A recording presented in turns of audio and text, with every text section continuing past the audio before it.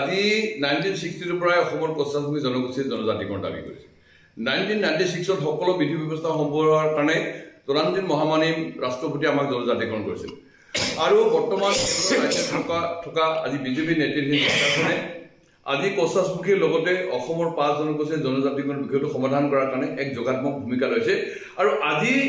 আমাৰ কাৰণে পশ্চাদভূমি আৰু 5 জনগোষ্ঠীৰ কাৰণে এটা ঐতিহাসিক দিন যে এই বিষয়টো সমাধান কৰাৰ ক্ষেত্ৰত আজি অসম বিধানসভাত জনজাতিকৰণৰ প্ৰতিবেদন আজি ডক্টৰ হিমন্ত বিশ্ব শৰ্মা নেতৃত্বাধীন চৰকাৰখনে আজি উত্থাপন কৰিছে কিন্তু এনেকুৱা ধৰণৰ এটা পৰিৱেশ পৰিস্থিতিৰ মাজতে আমি দেখিলো যে আজি বড়োলেণ্ড ইউনিভাৰ্চিটিৰ কিছু ছাত্ৰ ছাত্ৰী আজি এটা গণতান্ত্ৰিক শাসন ব্যৱস্থা মানে বিডিচিৰ সচিবালয়ত তেওঁলোকে অনাধিকাৰ তেওঁলোকে আজি প্ৰৱেশ কৰি আজি গেট ভাঙি তেওঁলোকে আজি তাত হুলস্থুল কৰিছে এইটো কেনেকুৱা ধৰণৰ কথা এইটো কেতিয়াও ডেমক্ৰেটিক হ'ব নোৱাৰে কেতিয়াও গণতান্ত্ৰিক আন্দোলন হ'ব নোৱাৰে কাৰোবাৰ কিবা অসুবিধা আছে কাৰোবাৰ যদি সন্দেহ আছে সেই কথাবিলাক তেওঁলোকে ৰাজ্য চৰকাৰৰ যথেষ্ট স্থানত ক'ব লাগে আমি পূৰ্বেই কৈছে যে বৰ্তমানৰ জনজাতিসকলৰ অধিকাৰ খৰ্ব নোহোৱাকৈ 5 জনগোষ্ঠীক জনজাতিকৰণ কৰক সুদীৰ্ঘ দিন ধৰি মই সদু কশ্যপৰ ছাত্ৰ সন্থাৰ লগত জড়িত 2006 চনত নিখিল বড়ো ছাত্ৰ সন্থাৰ কোকৰাঝাৰ বাজানশালীৰ মুখ্য কাৰ্যালয়ত আমি বহিছিলোঁ তদানীন্তন তেওঁলোকৰ সভাপতি ৰণবুৰা নাৰ্জাৰী আৰু আমাৰ মাজত লিখিত প্ৰস্তাৱ হৈছিল যে বৰ্তমানৰ জনজাতিসকলৰ অধিকাৰ খৰ্ব নোহোৱাকৈ জনজাতিকৰণলৈ আমাৰ আপত্তি কৰিব লগা নাই একেদৰে সদু অসম ছাত্ৰ সন্থাও তেওঁলোকে লিখিতভাৱে দিছে জনজাতিসকলৰ অধিকাৰ খৰ্ব নোহোৱাকৈ কৰিছে আৰু শেহতীয়াভাৱে আমি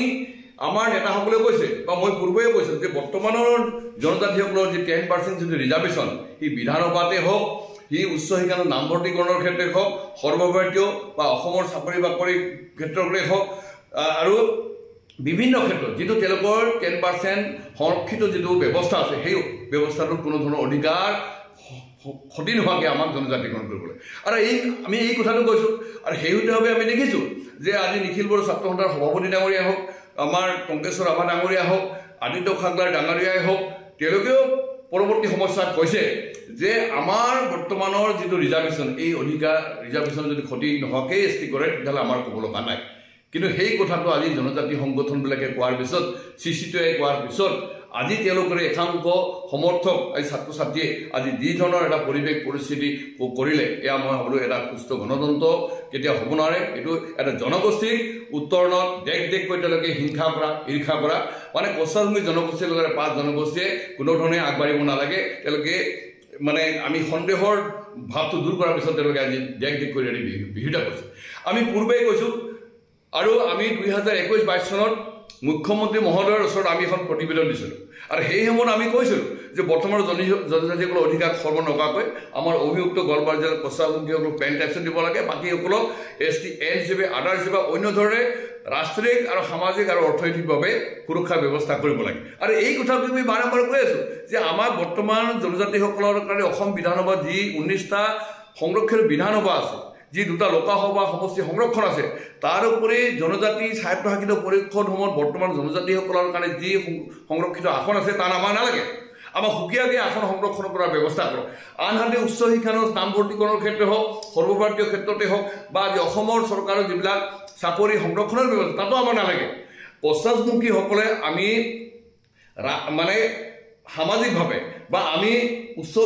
শিক্ষাৰ নামভৰ্তি কৰিবৰ কাৰণে বা আমি চাকৰি বাকৰি কৰি পাবৰ কাৰণে আমি আন্দোলন কৰা নাই আমি কৈছোঁ যে আমাৰ সাংবিধানিক এটা সুৰক্ষাৰ ব্যৱস্থা কৰিবলৈ আমাক ৰাষ্ট্ৰীয় অধিকাৰ লাগে আমাক লেণ্ড ৰাইটছ লাগে জনজাতি হিচাপে আমি জনজাতি পূৰ্বৰ পৰা আমি জনজাতি আমাৰ যদি বুৰঞ্জী অধ্যয়ন কৰি দেখিব যে পশ্চাদমুখীসকল আমি মানে জনজাতি মূলৰ ব্যক্তি গতিকে আজি পশ্চাদমুখী জনগোষ্ঠীৰ জনজাতিৰ প্ৰাপ্য অধিকাৰ আছে আমাৰ সকলো বিধি ব্যৱস্থা আছে আৰু সেইকাৰণে 2019 চনত আজি কেন্দ্ৰত থকা বিজেপি নেতৃত্বাধীন চৰকাৰখনে ৰাজ্যসভাত জনজাতিকৰণ বিধেয়ক উত্থাপন কৰিছিল আৰু আমি আগতে কৈছোঁ এতিয়া কৈছোঁ পূৰ্বে কৈছোঁ যে বৰ্তমানৰ জনজাতিসকলৰ অধিকাৰ খৰ্ব নোহোৱাকৈ আমাক জনজাতিকৰণ আৰু এই কথাটো আমি বাৰম্বাৰ কোৱাৰ পিছত আৰু তেওঁলোককো আজি ৰাজ্য চৰকাৰে সন্তুষ্ট কৰাৰ পিছত আজি অভিযুক্ত গোৱালপাৰা জিলা বা মৰাণ মটকক আজি জনজাতি প্লেচ হিচাপে ৰিজাৰ্ভেশ্যনৰ বা অন্য বাকী জনগোষ্ঠী Y হিচাপে অন্য ধৰণে যিটো সংৰক্ষণৰ তালিকাভুক্ত কৰাৰ কাৰণে যে ৰাজ্য চৰকাৰৰ প্ৰতিবেদনত যি কথাবিলাক আজি হয়তো উল্লেখ আছে এই কথাবিলাক জনাৰ পিছত তেওঁলোকৰ অধিকাৰ খৰ্ব নোহোৱা বুলি নিশ্চিত হোৱাৰ পিছত আজি তেওঁলোকে কি কাৰণৰ বিৰোধিতা কৰিছে এইটো অবুঝানো গতিকে ইয়াত তৃতীয় শক্তি নিশ্চিতভাৱেই আছে পূৰ্বেও এছামে উচ্চতলৈ দি আমাক জনজাতিৰ মৰ্যাদাৰ পৰা আমাক বঞ্চিত কৰিছিল একেদৰে বৰ্তমান ৰাজ্য চৰকাৰ যিটো আন্তঃকৃতা মুখ্যমন্ত্ৰী মহোদয় ডক্টৰ হিমন্ত বিশ্ব শৰ্মা বিজেপি চৰকাৰখন বিষয়টো সমাধান কৰাৰ কাৰণে যি প্ৰচেষ্টা লৈছে এইটোক আজি দেশ বাধা প্ৰদান কৰি এই জনগোষ্ঠীটোক অধদমিত কৰি ৰাখি ৰাজনৈতিক সামাজিক অৰ্থনৈতিকভাৱে এই জনগোষ্ঠীটোক নিশেষ কৰাৰ এক মানে পৰিকল্পনা আৰু সেইকাৰণে তেওঁলোকে আজি তেওঁলোকৰ অধিকাৰ সুৰক্ষিত হোৱাৰ কথাটো নিশ্চিত হৈ যোৱাৰ পিছতো তেওঁলোকে আজি আমাক আজি বিৰোধিতা কৰিছে একাংশ ছাত্ৰী তেওঁলোকৰ সমৰ্থকে আজি বিৰোধিতা কৰিছে এয়া সুস্থ গণতান্ত্ৰিক ব্যৱস্থাত কেতিয়াও নহয় এটা অতি দুৰ্ভাগ্যজনক কথা আৰু সেইকাৰণে মই বড়ো জনগোষ্ঠীক বা অসমৰ বৰ্তমানৰ জনজাতিসকলৰ যিসকল ছাত্ৰ ছাত্ৰী আছে তেওঁলোকক আমি অনুৰোধ কৰিছোঁ যে কোচ ৰাজবংশীসকল খিলঞ্জীয়া আৰু ভূমিপুত্ৰ